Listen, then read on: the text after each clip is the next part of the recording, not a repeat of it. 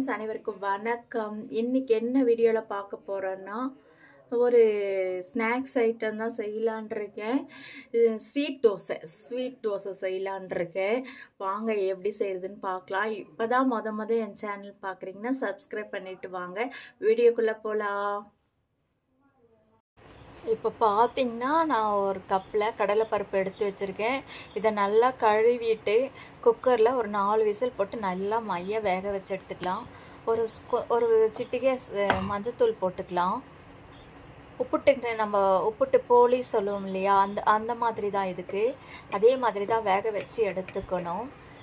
தேவையான அளவு மஞ்சத்தூள் போட்டு ஒரு 4-5 விசில் விட்டு எடுத்துட்டோம்னா நல்லா மைய அரைச்சிக்கணும். மிக்சியில் அரைக்கணும், அப்படியே விடக்கூடாது.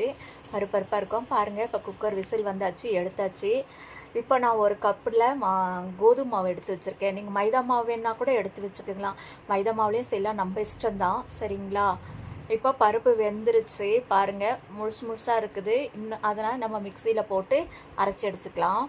அதுக்கு தேவையான அளவு நான் ஒரு கப்பில் வெல்லம் எடுத்து வச்சுருக்கேன். சுத்தம் பண்ணி கல்லெல்லாம் இல்லாமல் பார்த்து எடுத்து வச்சுக்கோங்க. அதே மாதிரி ஒரு அரை முடி தேங்காவை நான் மிக்சியில் போட்டு பல்ஸ் விட்டு வச்சுருக்கேன். இப்போ ஃபஸ்ட்டு நம்ம பருப்பை ஜாரில் போட்டு நம்ம நைஸாக அரைச்சிட்டு வந்துக்கலாம். 2 ஏலக்காவும் அது கூட போட்டுக்கலாம். இப்போ வெல்லம் எடுத்து வச்சுருக்க வெல்லம் ஸ்வீட்டு நமக்கு எவ்வளோ தேவையோ, கொஞ்சம் கம்மியாக இருக்கணும் அப்படின்னா அதுக்கு தகுந்த மாதிரி நீங்கள் போட்டுக்கோங்க. இது சரியாக இருக்கும். இப்போ இதெல்லாம் ஒன்றா போட்டு மிக்சியில் அரைச்சிட்டு வந்துக்கலாம். நம்ம போலிக்கு பூர்ணம் பண்ணுவோம் இல்லைங்களா, அதே மாதிரி தாங்க. இப்போ அரைச்சிட்டு வந்துட்டுலாம் பாருங்கள், அரைச்சிட்டு வந்துட்டேன். இப்போ கோதுமை மாவில் நாம் ஒரு சிட்டிகை அளவு உப்பு போட்டுக்கலாம்.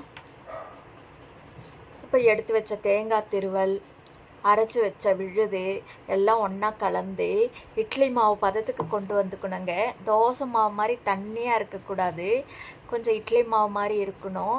தோசை மாவு மாதிரி இருந்ததுன்னா நம்ம தோசை ஊற்றும் போது உங்களுக்கு அப்படியே ரொம்ப மெலிசாக வராது. மெலிசாகவும் இருந்தாலும் நல்லாவும் இருக்காது. இப்போ உங்களுக்கு போலி நம்ம செய்வோம் இல்லையா, அதே மாதிரி கொஞ்சம் அந்த பதத்தில் தோசை ஊத்தாப்பம் மாதிரி ஊற்றிட்டோம்னா செமையாக இருக்கும்.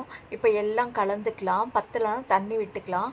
இந்த பதம் இருந்தால் போதுங்க, சூப்பராக இருக்குங்க. இதை அப்படியே ஒரு குழிக்கரண்டியில் அப்பம் மாதிரி கூட ஊற்றிக்கலாம், அவ்வளோ நல்லா இருக்கும். இப்போ நம்ம தோசை ஊற்றிக்கலாம். பாருங்கள், ஊற்றிருக்கேன்.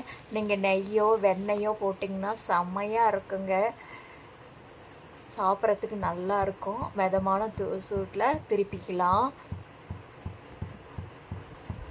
பாருங்கள், இது கூட வாழைப்பழம் போட்டிங்கன்னா அவ்வளோ அருமையாக இருக்கும். வாழைப்பழம் இருக்கு இல்லையா, கனிஞ்ச வாழைப்பழம், அதையும் போட்டிங்கன்னா பசஞ்சிங்கன்னா நல்லா இருக்கும். நான் இன்னொன்று செஞ்சு காட்டுறேன்.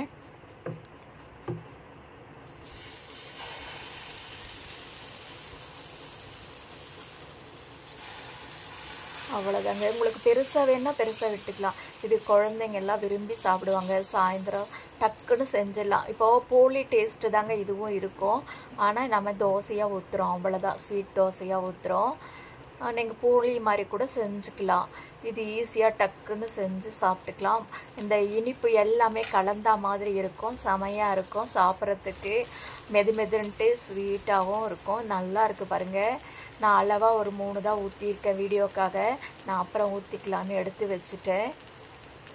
பாருங்கள், சூப்பராக ஸ்வீட் தோசை ரெடி ஆகிடுச்சு. பார்க்க போலி மாதிரியே இருக்குது.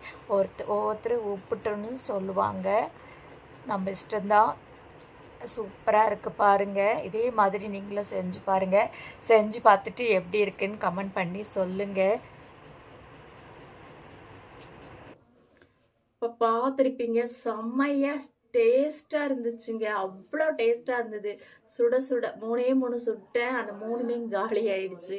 கொஞ்சம் மாவு எடுத்து வச்சுருக்கேன், ஈவினிங் செஞ்சுக்கலாம் அப்படின்ட்டு.